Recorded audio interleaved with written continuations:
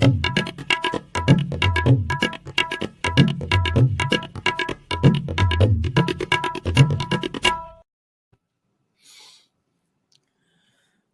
and welcome to this Wednesday 10 p.m. show. And before we start, a bit of headline for you. Uddhav Thackeray has resigned as Chief Minister of Maharashtra, and a new government will be sworn in probably tomorrow. So that's the bit of news that we have for you. And now we are going to discuss a very serious subject, and that is Dharma versus religion.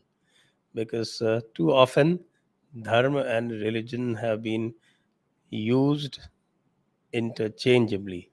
But is that quite the case? And today I have Professor Bharat Gupt after a very long time, and he is speaking from the USA.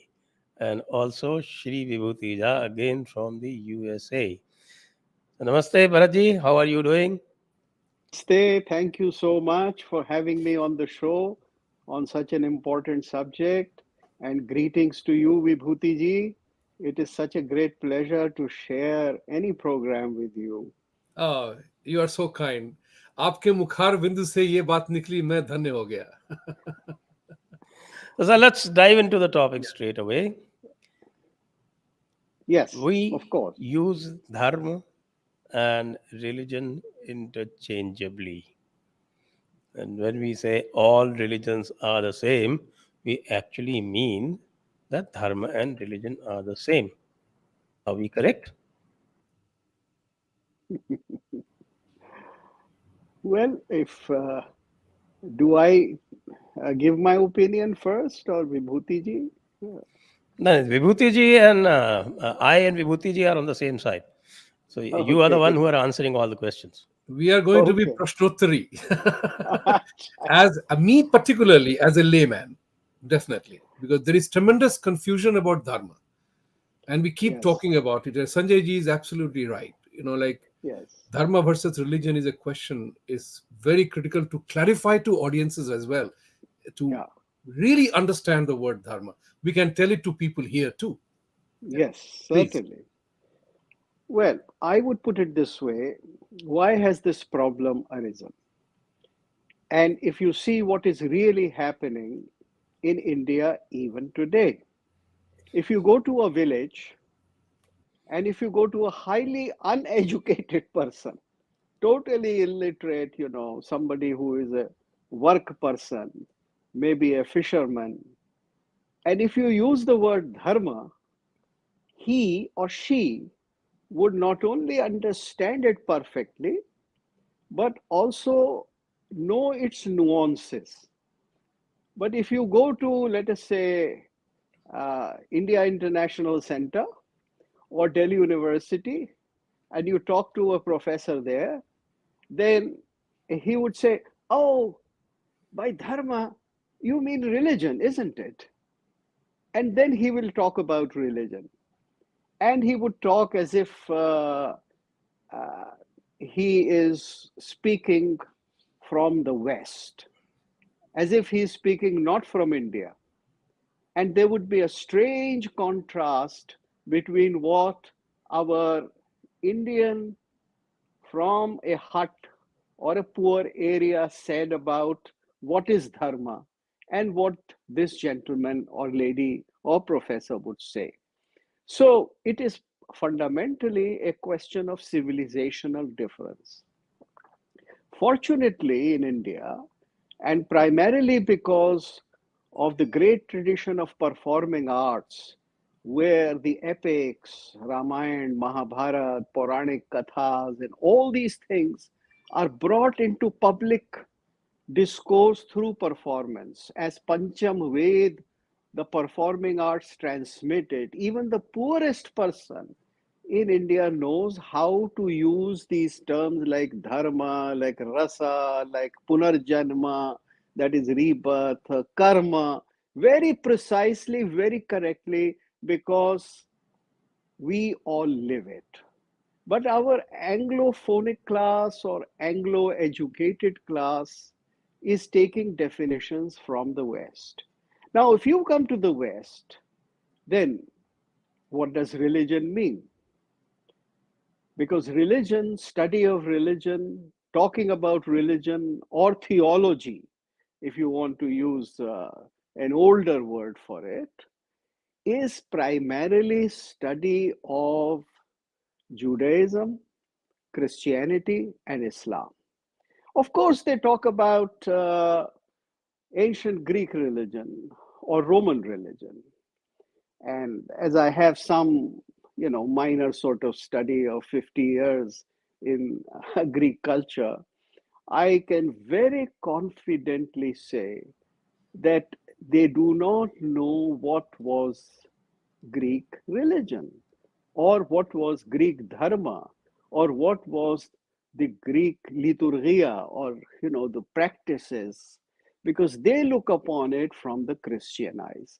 So primarily it is a difference between how the Abrahamics view the world and how they define what they call religion and how people in other cultures. Now, let me first give a general definition of dharma, religion, or human aspiration towards the divine.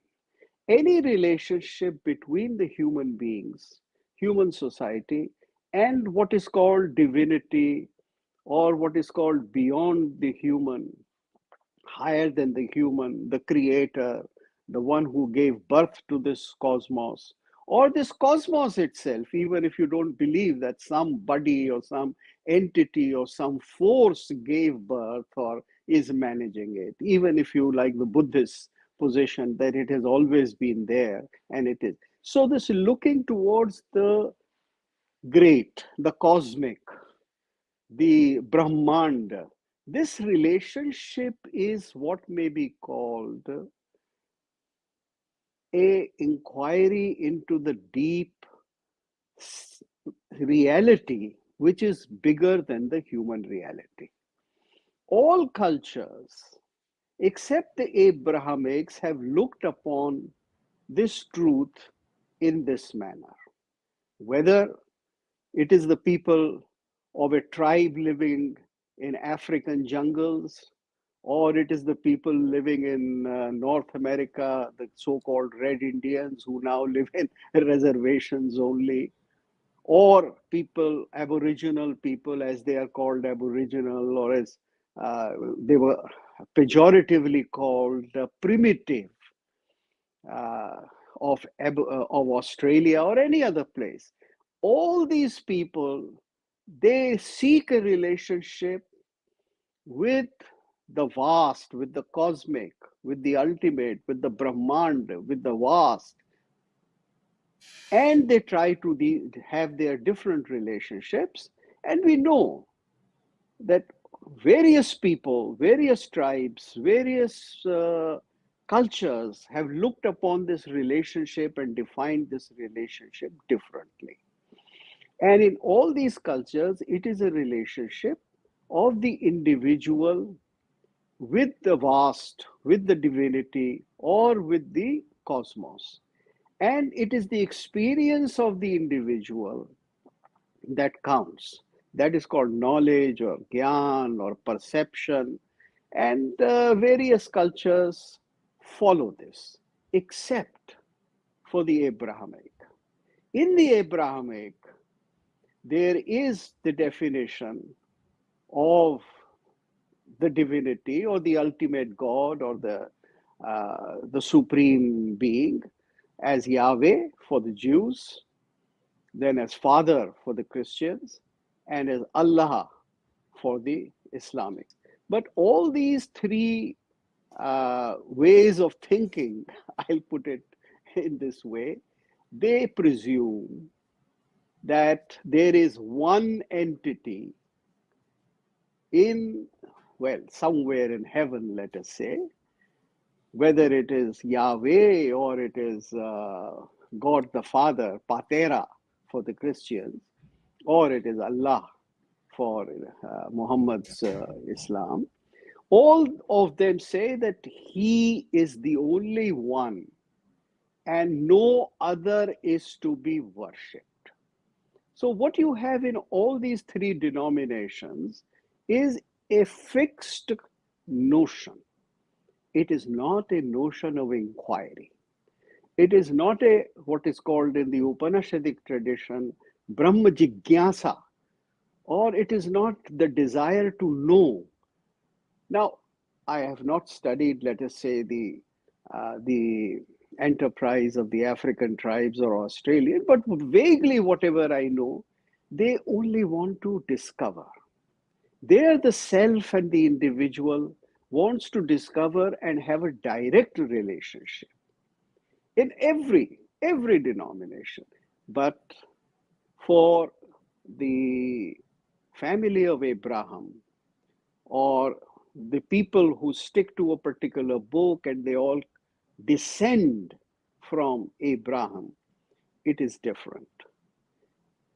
There, first of all, the divinity is given, and that is the supreme and the only divinity. So the Christians will not accept Allah. The Christians will not accept Yahweh of the Old Testament.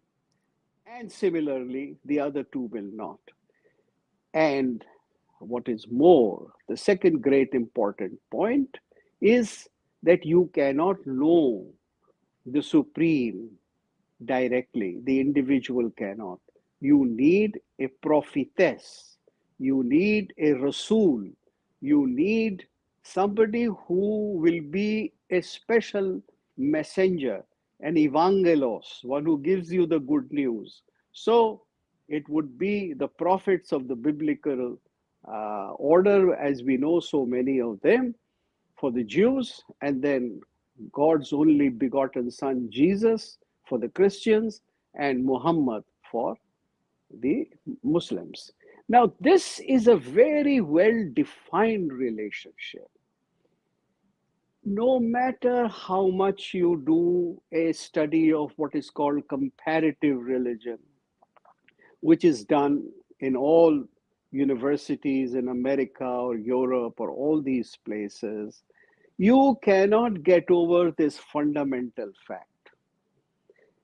This distinction is not made by those who have for the last 300 years, let us say, studied comparative religion. This distinction is not made by the missionaries who came to India, like let us say Thomas Roe, who comes first of all to the Mughal court. This distinction is not made by even later people, and this distinction is not, if it is made, it is recognized, but it is not considered fundamental even by the present day professors of comparative religion, or people like Wendy Doniger, Michael Witzel, and others who have this great, authority in the Western academia. They think that this distinction is very minor. Well, it is very minor if you are a Christian or a Muslim or a Jew, but this distinction is a matter of life and death. If you are none of these three, if you are an African Aborigine, if you are a Hindu, Buddhist, etc., etc. Now, I'll make another third distinction. The third distinction is that the ultimate being, however we think of the ultimate being or the supreme power, also takes a shape. It is something which is not to be only described through words. It is something which can communicate three-dimensionally, four-dimensionally, five-dimensionally. It is something which can become an image. Now, this hatred of the image is a cardinal faith with the Abrahamic religion. You see, it is a theological position. One can go very deeply into it as to why it is and how it has developed in not so much in Jewish, but more so in Christian theology, even in Jewish theology, and later on, of course, in the present day studies, because such theological studies are not considered worthwhile in Islam. They take it for granted that any mention, any talk, any possibility, or any investigation of the Supreme Self or the Supreme being part of creation. The distinction is very clear. The creator and the created are two. If somebody wants that creation should be equated or made one with the creator, then that is again blasphemy. Now, this whole concept of blasphemy is a very fundamental intolerance which you find in the Jews, the Christians, and the Muslims. Because whatever does not fit in their fundamental principles is blasphemy, it cannot be tolerated. So, the fourth distinctive feature of these religion is that they shall not dialogue, that they shall not try to discover what the others are doing, because they have these closed doors. So you see, these are the four fundamental principles on which the Abrahamic religions rest. To repeat, first of all, a certain fixed idea of the ultimate being as Yahweh or Father or Allah. Number two, the existence of the prophet or the messenger who alone can communicate with Allah. Number three, that the possibility of seeing the creator within the creation. And number four, not accepting anything that others have discovered. Now, when you have these four things so clear in a large number of faiths, so to speak, faiths, quote unquote faiths, and unfortunately, these faiths are the majority of the people in the world today, then how can you go around and saying that all religions are the same? Now, this malady or this disease of all religion are the same, this starts in 19th century, late 19th century. Can I just interrupt you just for Yes, clarification? yeah. Because you gave out these 4 points. Hmm. And are these 4 points, they relate to the level of intellect. So can we say that the path of Dharma operates in a framework of experience? It has an experiential framework because it looks at nature all around and relates to it and tries to go beyond. Whereas Sanjay, yeah. the whereas the Abrahamic religions, what we call religions, operate in a intellectual or sub-intellectual framework. Well, we can say that, but they would contest it because for them, the ultimate reality is the presence of their divine Allah, their divine Father, their divine Yahweh. For them, it is different because they would say that it is a matter of experience which the Prophet had, and we have to share that experience. But for us, But they can't get that experience. That will be yes, blasphemy. yes, for us, it is. I was going to come to that, after narrating these four features of Abrahamic religion, I was going to come to the point you made, and let me now bring it out very clearly that in the Indian tradition, as Bhartrihari has put it in his invocation of the three Shatakas. So, right in the beginning, he says that स्वानुभूत्य एकमानाय नमः शांताय तेजसे दिक्कालाद्यनवच्छिन्न चिन्मात्र मूर्तये स्वानुभूति एक मानम This is how he defines the ultimate. Swanabhuti is the only criteria by which you know him. Him here is Shiva, whom he defines as Chinmatra Murtaye. But how do I know Shiva? How do I know? Swanabhuti ekam manam. Swanabhuti, my experience of direct self experience of Shiva is the only way of knowing Shiva. Of course, I can use the guru, I can use the text, I can use my guidance, and whatever I can have culture, poetry, this, that. A thousand things I can use, but unless I have my own experience, there can be no jnana.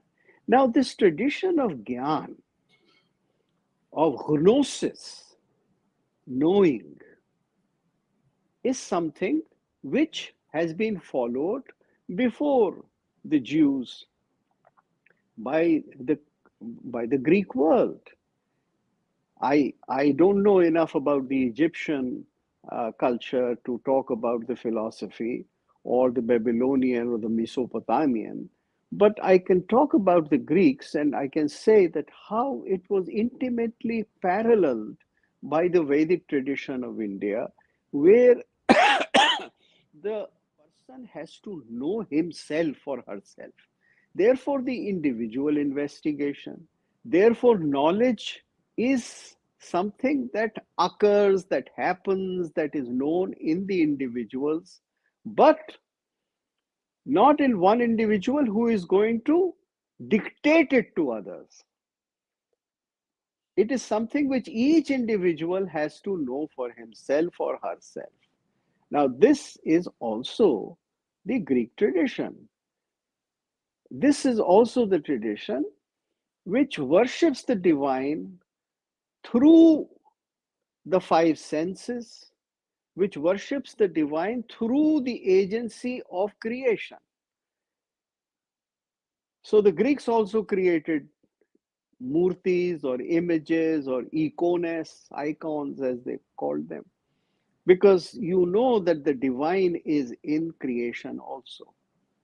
So the image of, let us say, Poseidon, the god of sea, or Apollon, the god of sun, is also sacred. It's not just an idea. It is not just something which only talks or indicates. It is not merely a symbol. It is divine in itself. And therefore, the image was something which was worshipped. And this is something which is the Indian tradition also. Now, when we have such stark differences, then this whole notion of all religions are the same, this starts around, end of the 19th century, and largely with post Vivekananda. I'm not so sure if I can attribute it to Vivekananda himself, but it starts there, and finally it becomes a political necessity in the order that Jawaharlal Nehru made and the way he used the Indian constitution. Now, the purpose here was not to have any comparative theology in India. You see, very cleverly, what the Abrahamics did was they studied everybody else's worship. They studied everybody else's dharma. They studied everybody else's ways of worshipping or rituals or sanskaras, and they defined them.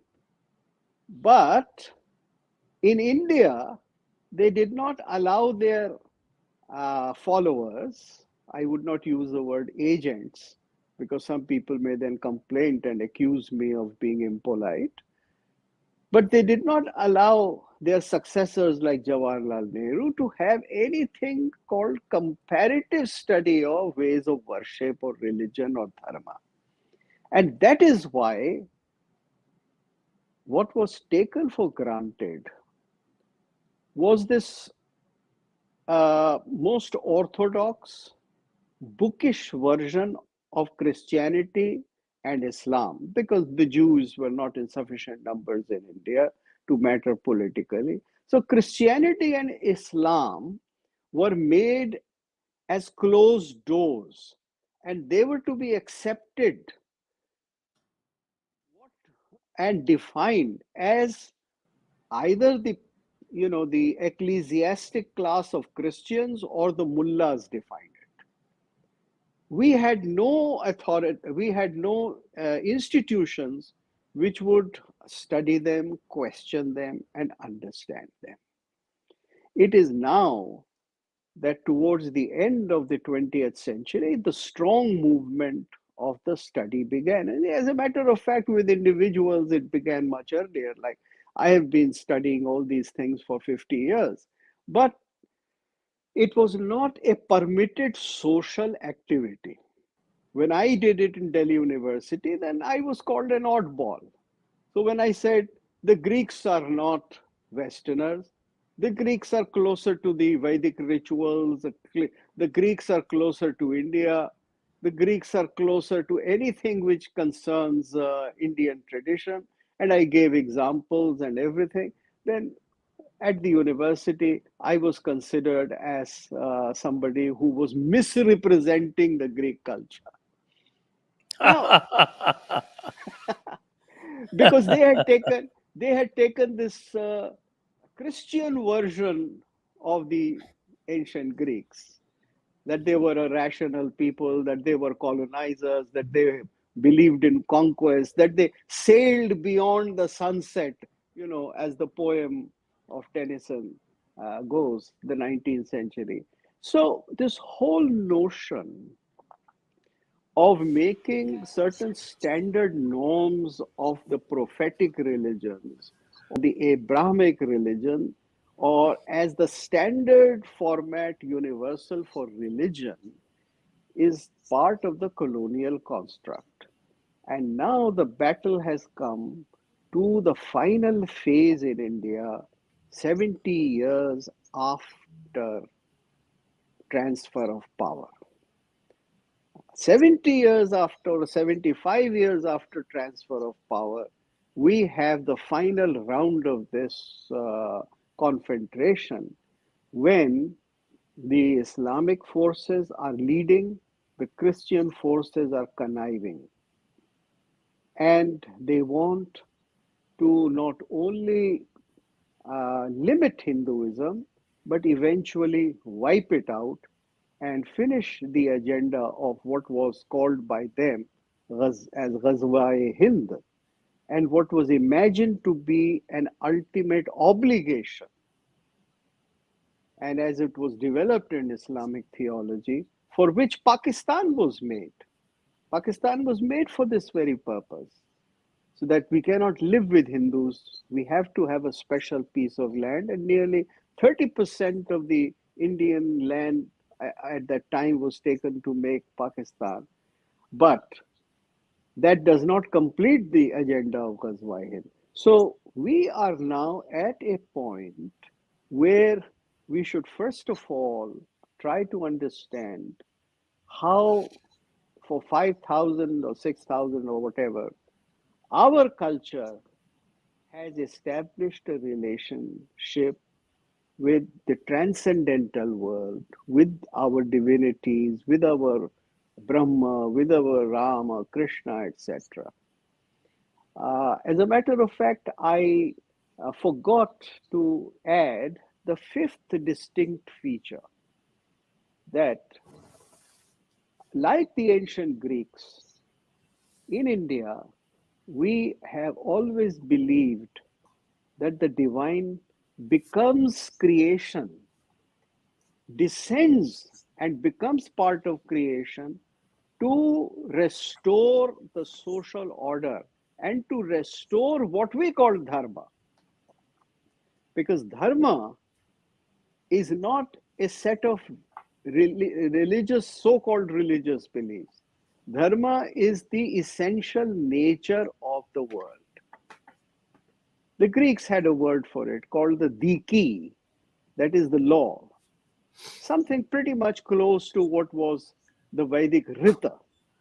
See, the Vedic Rita is not just certain commandments.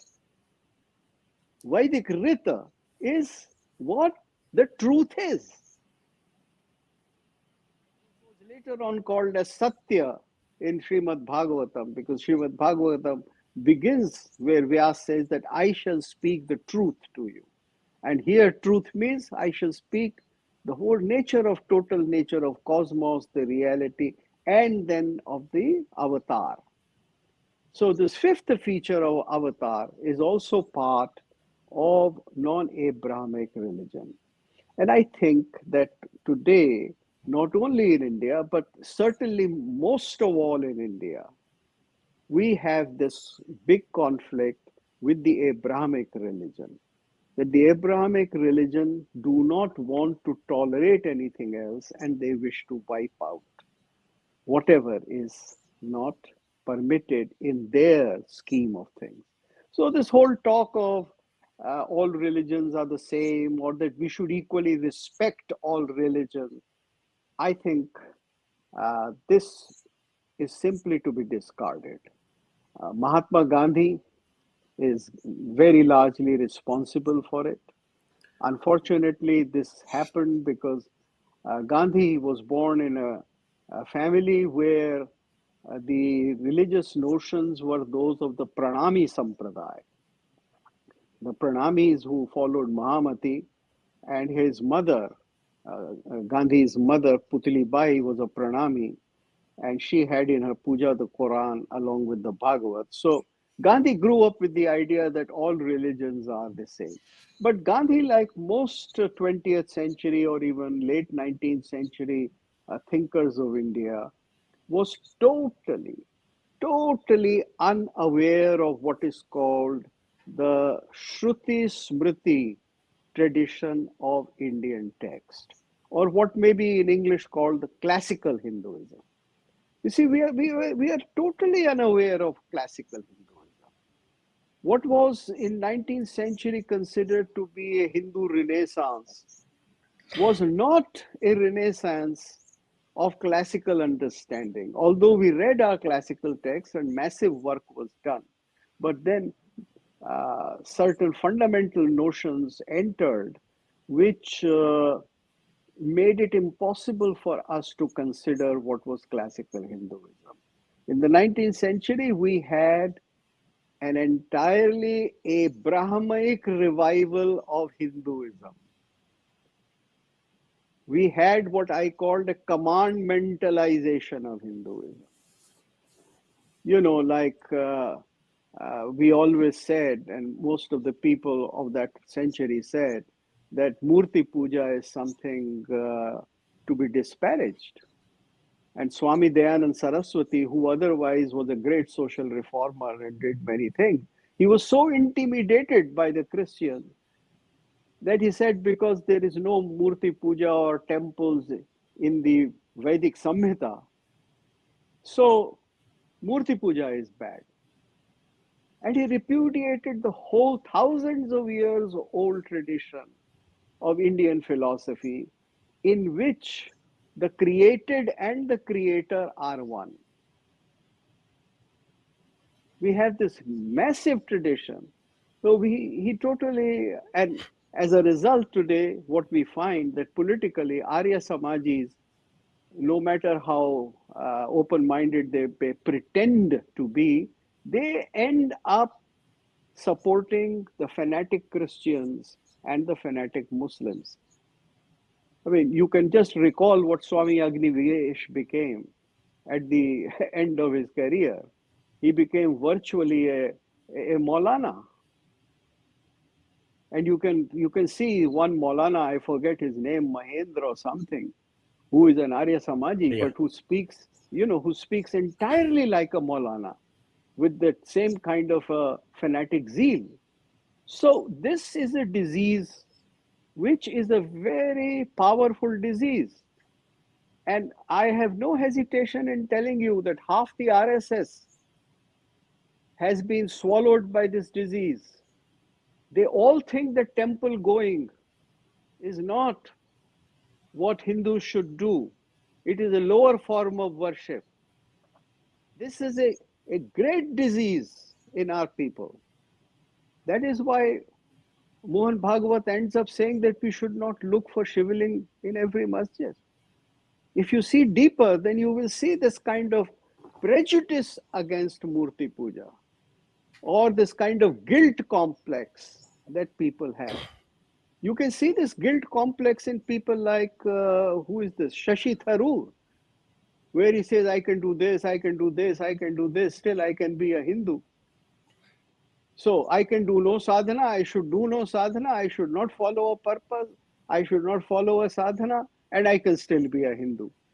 So we have produced this kind of confused, Brahmaized Hindus, and therefore it is no wonder that Indian intellectual who is in power, who is in government, who is in the educational forefront or in the judiciary, he is so intimidated, or she is so intimidated by Christian and Islamic propaganda that they do not have fundamental understanding of Hinduism, because we have not studied what is called the Shruti Smriti tradition of Hinduism, namely these 5 points that I brought out, in distinction with the Abrahamic.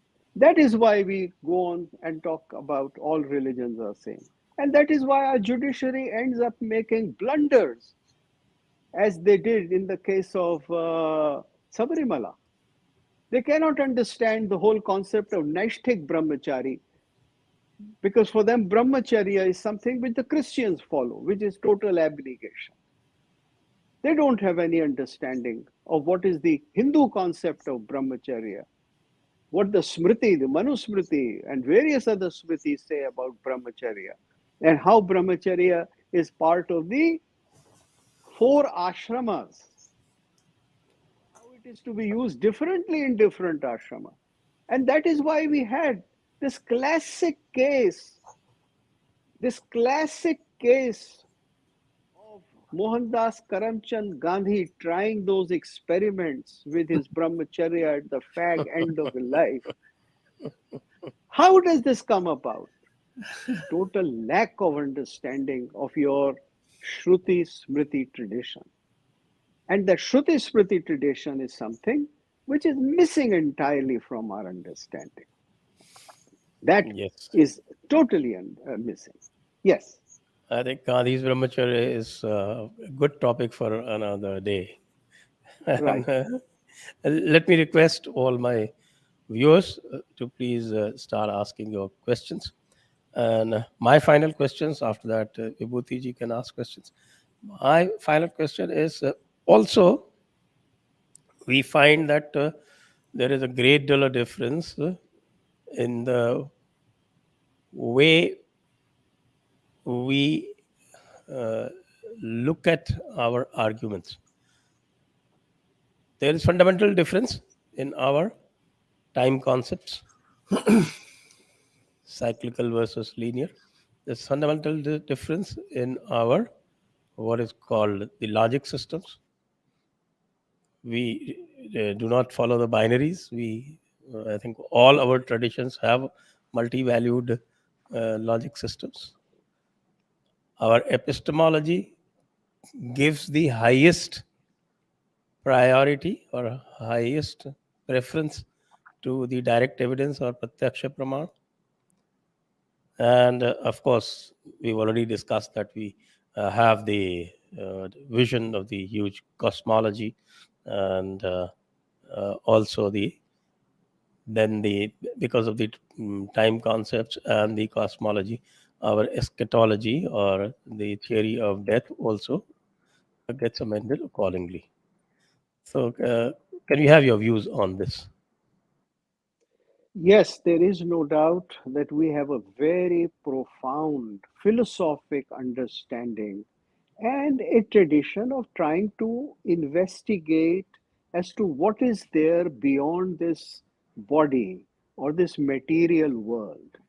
You see, primarily, the task of philosophy is to investigate what is the truth?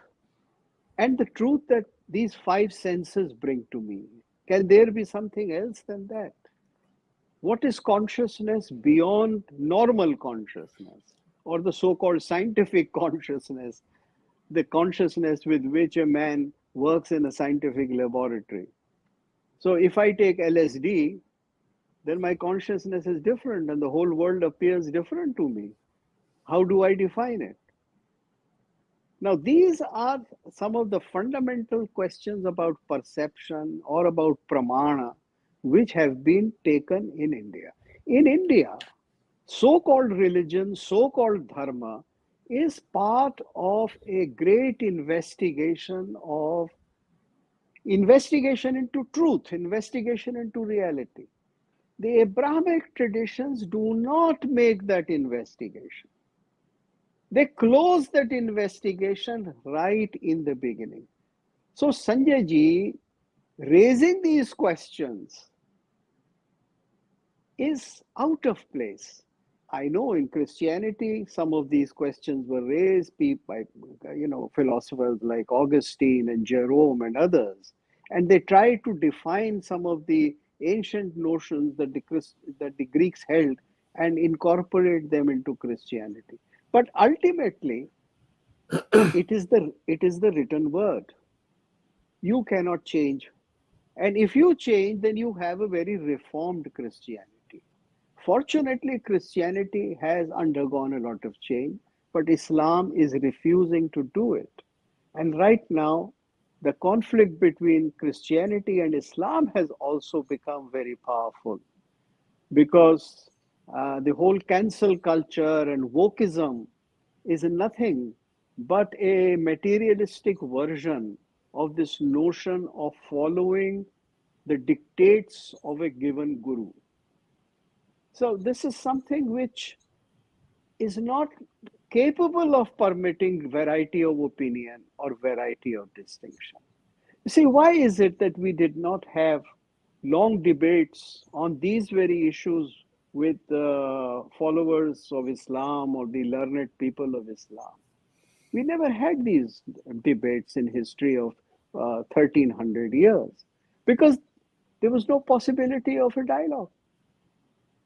I mean, if let us say an Indian philosopher were to ask a question, a very simple question, to an Islamic theologian, that why cannot Allah become part of creation? That if Allah has no capacity to be part of creation and be human or be live, then is Allah not limiting his own power, or is Allah not incapable in some ways? Yes, You see, this that's a is, very powerful argument. yeah. देखिए, मैं इसको हिंदी में रखता हूं. जो जगत बनाता है, अगर वो जगत बन नहीं सकता, तो क्या वो अशक्त नहीं है? One who creates, if he or thee or whatever cannot become part of creation, then is he not incapable? Or if the will of the devil, Lucifer, is always going to be in perpetual contradiction with the will of the Father, then is the Father not in some way or the other, uh, incapable of taking care of Lucifer or Or he's Satan? subservient to Lucifer. He has to react only.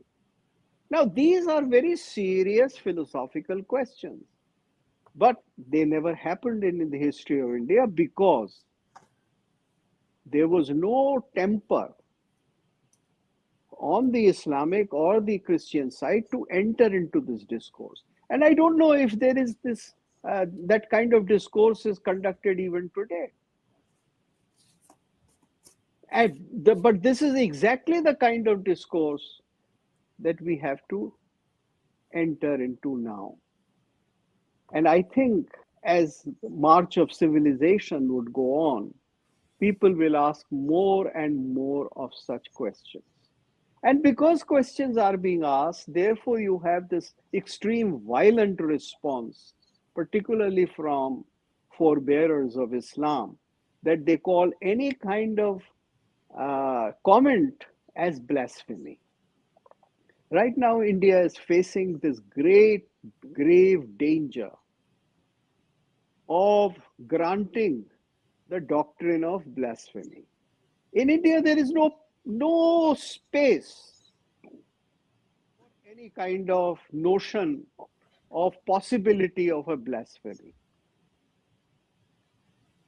In the whole Indian tradition, there is nothing which can ever say that anything can be blasphemous. Because anything which is the most sacred, most divine, most powerful has to be investigated, questioned, and analyzed. Mimamsa, analysis. Mimamsa is, breaking apart. And similarly, the Greek word analysis, totally opening up. Lysis means opening up, bringing it to pieces. So this temper in India cannot allow things like blasphemy. And blasphemy today is a national threat. And it is being used by Islam as a violent weapon. And those in power, unfortunately, were not able to understand this. Otherwise, they would not have gone and, crawled in front of certain Gulf states. It's one of the most humiliating episodes that I have seen in my life, that the government of India goes and crawls before some people because a hadith was quoted. Quoting a hadith becomes blasphemy. So you can understand that this is not any kind of argument. This is only weaponizing a notion against Hindus. And we in India have to stand up if we want any freedom of thought, if we want to continue with our traditions. Yes. Vibhuti Ji, yours. Yeah, it is a wonderful teaching, the wonderful classroom professors have. I really enjoyed silently witnessing the whole thing, but learning was phenomenal. I have one inquiry to make, and the inquiry is about the 19th century when you said that it all started. You refer to that, which also shows two things. That the Abrahamic faiths, other than the Jewish people who have the orthodoxy within themselves, but Christianity and Islam have been remarkably well organized to impose their will on others, which puts us also into the same frame of reference. We, despite all the wisdom and knowledge, we have been able to resist. We have not been able to convey our message to the rest of the world. What must happen now? And you very correctly said, sir, that the entire blasphemy argument is an existential threat. Western countries are facing the blasphemy threat from a different point of view, which I have been talking about, that the blasphemy conversation is a threat to freedom of speech. And the freedom of speech, which is a absolutely handiwork of democracy and life, liberty, and pursuit of happiness, is all about making inquiries. It's only when you make an inquiry. Freedom of speech is not about yapping away to glory. It's about making inquiries. Exactly. The truth, the mistruth, the untruth, the reality, that's where innovations, changes, transformation happen. And that's why they don't change. They impose. And violence is their only tool. So coming to the 21st century as we are now, we are seeing the situation unfold, which you very correctly pointed out. The government of India didn't have to crawl to a Qatar or a Kuwait.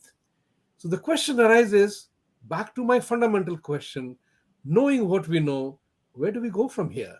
What must the millions of Hindus who are looking for a leadership, who are looking for an organized effort to confront an evil. Like Jodhpur killing, the guy openly talks about killing Modi and destroying all the things. Udaipur. Yeah, Udaipur, and Uday. all these things are happening, and we have no answer. We are subscribing to the rule of law they don't subscribe to. Yes. That's the issue which the ordinary Hindu is confronted with. Yes. I think, first of all, we have to begin with whatever uh, disparaged or faulty so-called constitution that we have.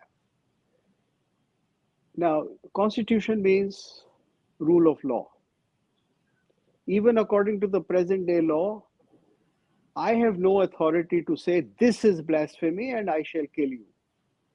According to the present day system, the courts will decide what I have done or not. So there is no big deal. The government should have the courage to enforce this very fundamental thing, that nobody can take law into its hands and under the guise of blasphemy punish others and make a religious war out of it. This is one thing. But I think it has to be much deeper. It has to be much deeper because we have to declare very courageously that ours is a civilization that not only permits but lives, is sustained by great inquiry, by diversity of opinion, by seeking knowledge. And therefore, we cannot accept the notions of certain religions that they alone have the monopoly of truth. Here, if you start talking about this, then you also get the state right to stop what is being taught in the madrasas. In madrasas, it is being taught that Islam is afzal, Islam is supreme, Islam is right. I don't think in 20th century anybody can be permitted to teach this. And therefore, this kind of education which is being given under minority rights, under Article 30, has to be stopped.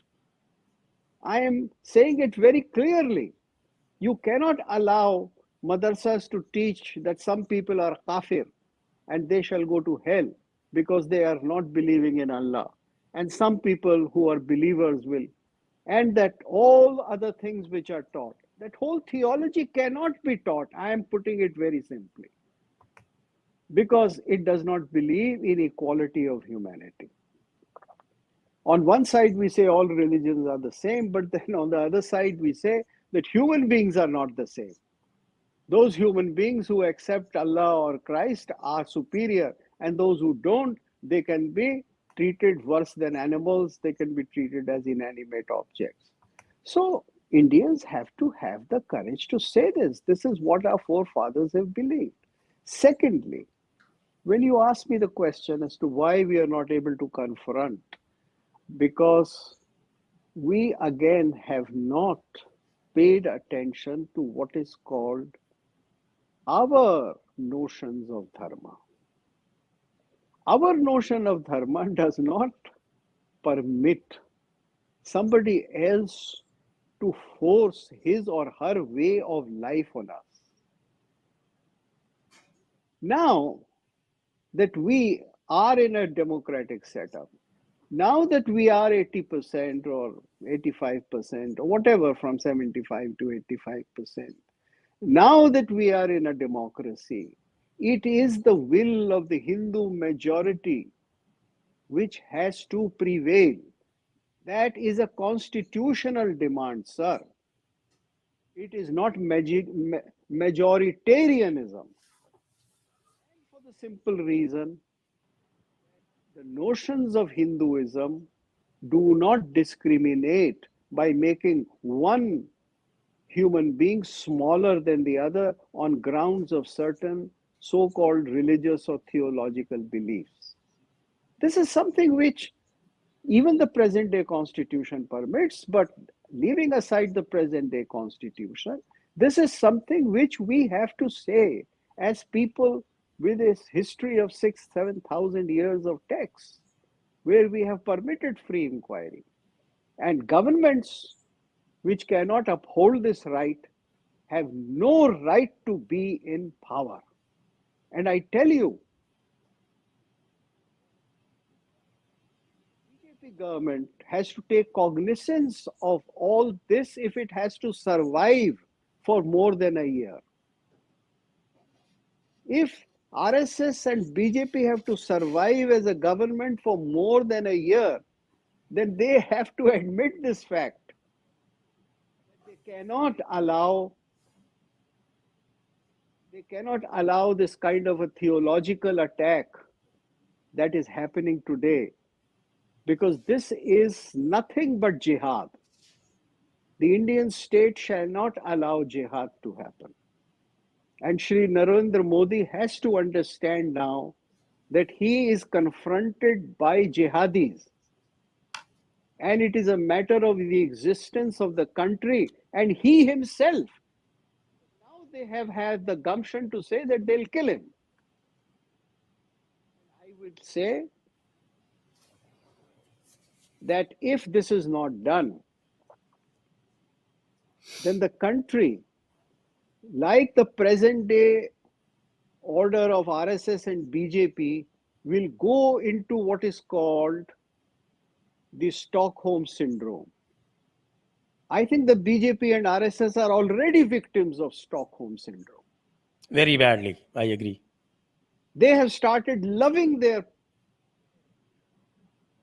started arguing for their tyrants. So for their own sake, for their own protection and life and sustenance and lives, and for the country, they have to come out of it. We are fighting nothing short of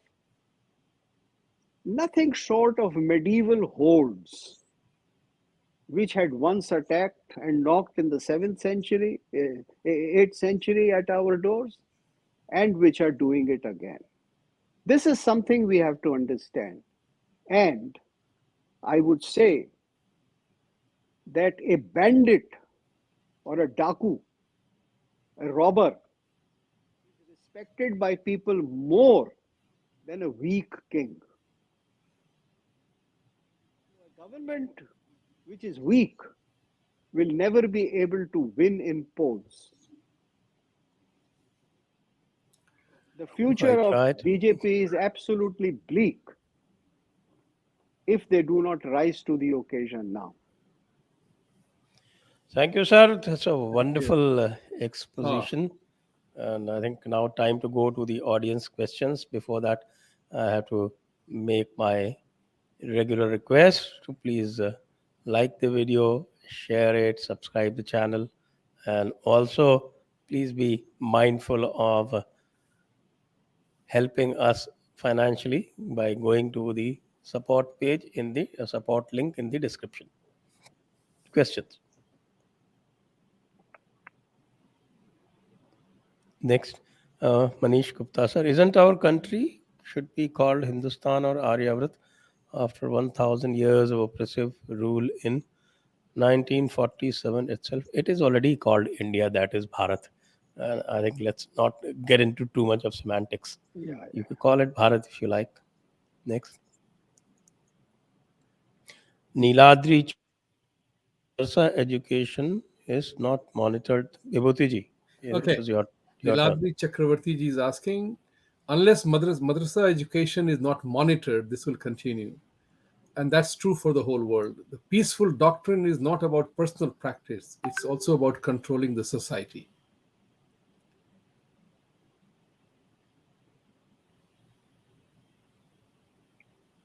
Agree, disagree, or have a comment, sir? no, I already gave my remarks on this. I said that the Yes. present day syllabus of madrasas is something anti-national. It has nothing to, it is nothing to be permitted under any law. You cannot teach that some human beings, because of a particular religious denomination, are superior to others and others are inferior. There is nothing wrong with it. I think our judiciary should also take cognizance of this, and our judiciary should pick up the courage to come up and speak on these things. You use the word courage, sir. Judiciary is made up of the leftists other than Sanjay Dixit. He is on the legal side of it. Well, I Well, I'm not I on the would bench. That's why I said other than on the other side. Next. Next. Oneness or the ordinary Indian is quite heavily dependent on the Muslim contractors and labor, and the entire Hindu community, especially the RSS, are completely blind to the much needed skill development. No strategic thinking. Views. yes, this is true. Uh, when this new education policy came, I don't know what new was in it. There was nothing new at all in it. And I have been always disappointed by this new education policy.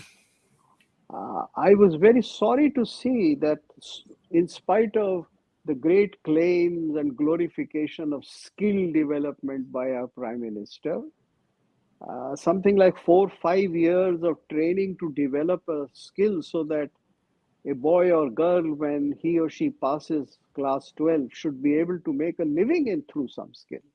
There is no such thinking in this new education policy. If I had my way, I would teach a skill from class 6, 7 till class 12 so that an average Indian boy or girl is able to make a living through a particular skill.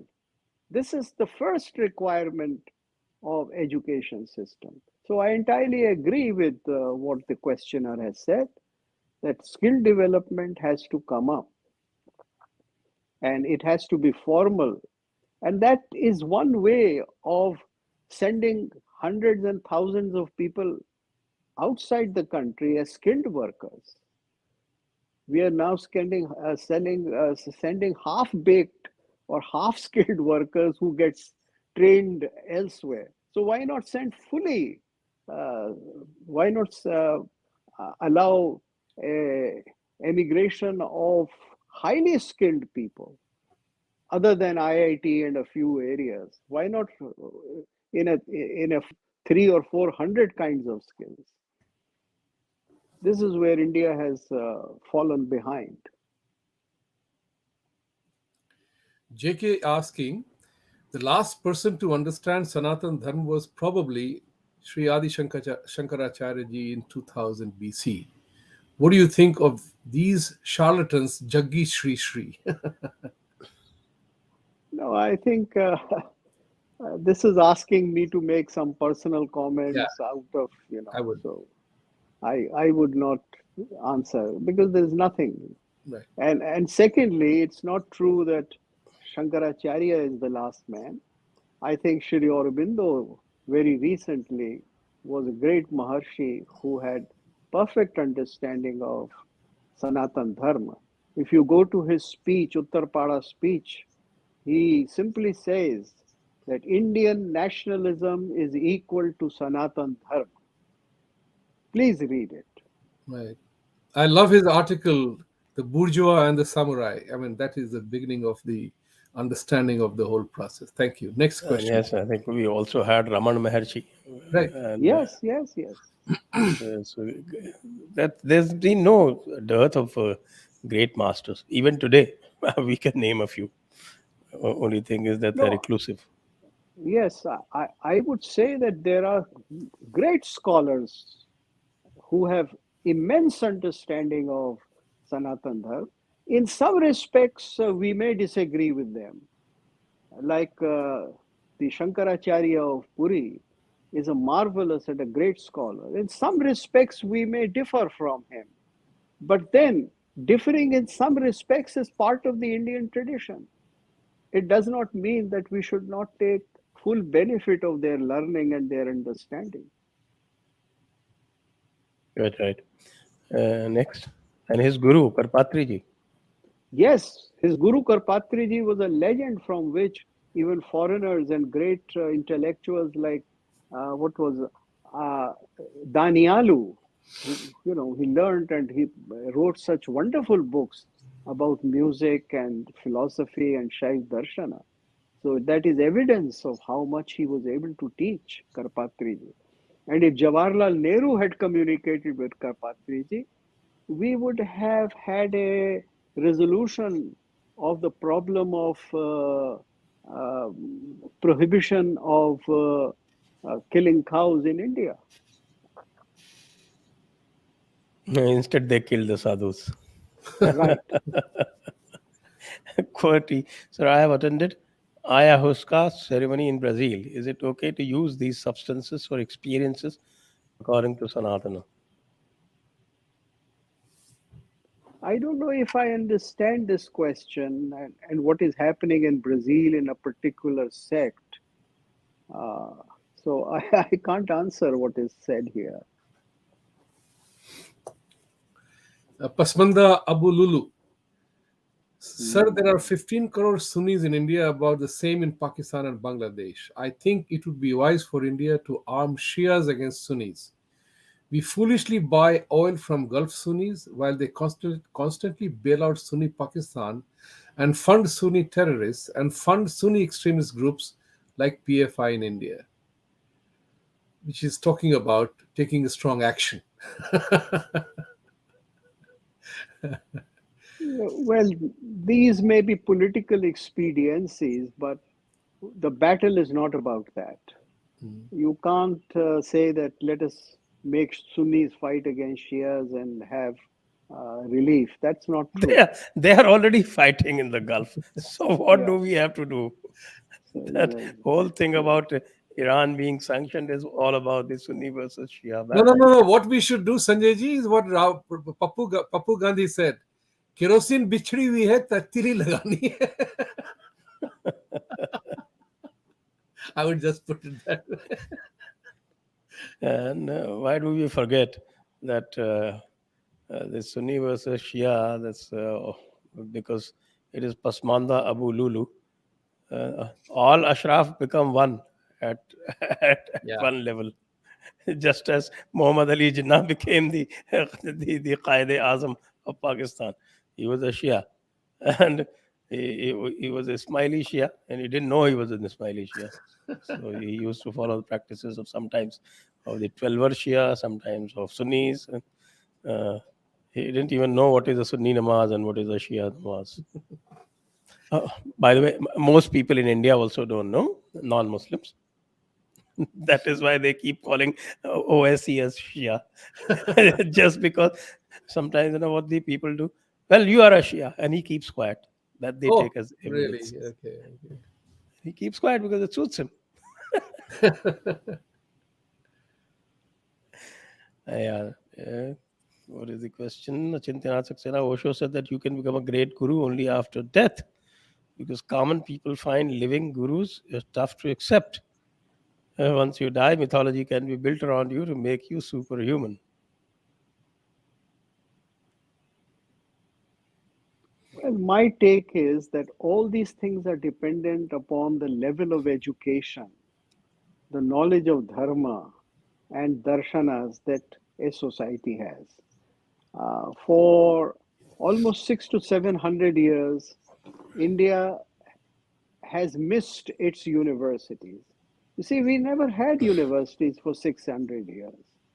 And if we did not have universities, then we did not have people who would be able to tell us what are the fine qualities of our dharma. And as a result of that, we are living in ignorance. So if you want to come out of that state, then you have to re-establish a study of Smriti, Shruti, Parampara. And you have to study your tradition deeply. Then you would understand what is to be done and how you would defend yourself. Because Hindu Hindu philosophy is primarily what Krishna told Arjuna on the battlefield of Kurukshetra. And that is something which one has to understand and transform into action now. There is only one exception to the Osho's rule, Mohandas Karamchand Gandhi, who became a legend even before he died. Mostly remained a legend before he died. Afterwards, he's been brought down from the pedestal quite a few notches. Jaymin Modi, Gujarat की English medium schools में सुबह की प्रार्थना भी आमीन से and होती है. Solution क्या है? Unbelievable. Things that you don't know. I think the reason is that maybe English, we know what English medium schools in the government sector are like. Right. Okay. They all teach English in the native language. That is one. And secondly, I think they think that English means Christian. So if Right. they're teaching English, then it is necessary to be doing prayers like Christians. So that is another fundamental problem. That's right. Baba Black Sheep. That's right. Baba Black Sheep. So not only this, you see, I went to a college, a Christian college, which in the morning they started, everybody had to attend the service. Now, out of the Bible, out of let us say, 9 times out of 10, the only portion of the Bible which was read was the Sermon on the Mount. So every Hindu who has been to a Christian college thinks that Christianity is nothing but a religion of love. They have not read Deuteronomy in the old Bible, where it is preached that you can wipe out whichever tribe does not agree with you, or you can break idols and you must break idols. So our notion of Christianity is a very false one, served by the Christians to us. And this is something which has to be brought to an end. Next. Tarandeep Singh. Oh, sorry. God, yeah, yes. Tarandeep Singh is in this high time for National Firearm Act in India for protection of Sanatanis. I think too much of a wish list. Right now, we are struggling to even get licenses under the present Arms Act. That is the real ground level struggle that we are making. Next question. Manish Gupta. Thank you very much, Manishi. Aditya Sabran. Brahmaguptji, you are modern day equivalent of Adi Shankar and Madhavacharya. And what do you think, what will be the future of neo-paganism? That's real high praise, sir. Right. Congratulations. Who is Brahmagut? You. He is addressing You are Brahmagupta. I'm Bharat Gupt, भैया. कैसे वो आपको ब्रह्मगुप्त कह रहा है वो आपको. देखिए, I do not make any claims of a great scholar or any such thing. I've just learned a few things from my teachers. I think for the sake of real progress in India, the ruling class of our country must develop the habit of consulting a large number of intellectuals, sadhus, scholars, artists, and poets. And they must do it very regularly. If they do this, then they would improve their level of understanding. Today, the political class has fallen behind. And unless this happens, there will be no new renaissance or future for India. This is what I have to say. Next. Was Gandhi homosexual? I am told he was queen to an Englishman. Well, not an Englishman, German. Kallenbach. Let's wait for somebody else to write a book on this. Abhishek, I request all Hindus to boycott Muslim vendors, boycott Gulf tourism, boycott all the things which can raise fund in terrorism. In jihadiyon ko pehle economically weak karo. It's a statement. You don't need to have to answer that question because it's a statement made. So, but as the saying goes, you have to take action somewhere. And I say that stop consuming halal. Let that. Everybody says, where do we start with? Stop consuming halal. As simple as that, wherever it comes from. Shall I go ahead with the next question, Sanjay ji? Yes, please. Timur, listeners start making BJP RSS accountable for sacking Nupur. Make them answer to same DNA theory, 8 commandments, Bond's recent comment about Nupur. This is political part of it. Is it part of No, Dharma? no, not political. This is exactly what Jaipur dialogue says. So he's taken Yeah, it. you said that. The It's eight part of commandments are straight from Jaipur dialogues. We are the ones who popularized that. That's The 8 commandments. but that becomes our dharma then. Then it is a part And of the question. and Bond's recent comment is James Bond. You know who James Yes, Bond I know is. you refer to Well, that. I So have a all comment these on all this. these terms are coined by Jaipur dialogues. That's right. I have a comment on this. It is my firm conviction that in order to save themselves, RSS and BJP should reinstate Nupur and the other gentleman immediately. They should simply admit the fact that this was in the nature uh, of a debate on television, and Nupur only quoted from Hadith, and therefore she did not insult anybody. This should be the courageous step taken, and they can say that they have done this after a proper inquiry. And unless they do something like this, they will always remain suspect and not credible. Right. So I think that brings us to the close, and we are finished with the questions. So thank you very much, Bharat Gupta. I think it was one of the most enlightening discussions that we've had. Really deep topic, and I think you're absolutely the right person to Sanjay ji, handle I it. would like to make an announcement here. Take that Yeah. opportunity. That Yes, on please. Sunday, 10:30 a.m. Eastern Time, Bharat ji is coming on Jaipur Dialogue USA exclusively, and to talk about how wokeism, the American wokeism, how it is impacting America and India and the rest of the world. So please sign in and come to Jaipur Dialogue and watch the show. Thank you very much, Sanjay ji. All yours. So with that, I thank Professor Bharat Gupt, and I thank you, Vibhuti Ji, Thank you. for being part of today's discussions. Thank you very much. Jai Hind, Vande Mataram. Vande Mataram. Vande Mataram.